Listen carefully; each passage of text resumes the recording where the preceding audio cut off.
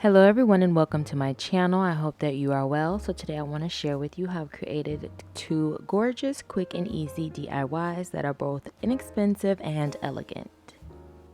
So I'm starting off with a large clear platter from the Dollar Tree, and all I'm doing is using my hot glue gun to use my hot glue to create some circular texture all over the front of this plate. Now once my hot glue is completely dry, I'm going to take this out and give it 2 coats of the Rust-Oleum Gold Metallic Spray Paint. I've added hooks to the back of these. You can also use command strips, and I've done a set of 3 just to go in this corner here, and I think they look both simple and very elegant. You can also create these in different sizes, but let me know down below what are your thoughts.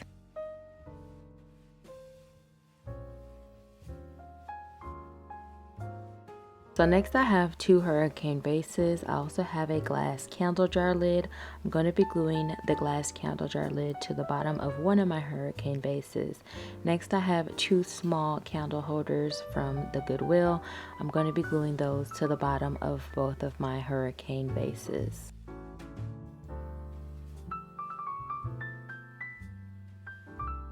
Next, I'll be taking 2 gold lids from the Dollar Tree, and I'll be gluing those together to create the top support for my candles, and I'll be gluing those to the top of my base.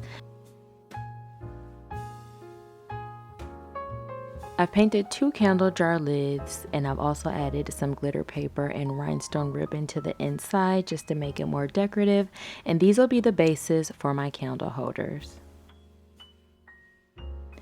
So here's how my fillable candle holders turned out, and I think they're absolutely gorgeous. I love that they can be used all season for any occasion. So let me know down below, what are your thoughts on how these turned out?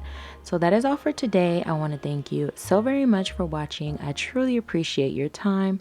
I hope that you're continuing to stay safe, and I will talk to you in the next one.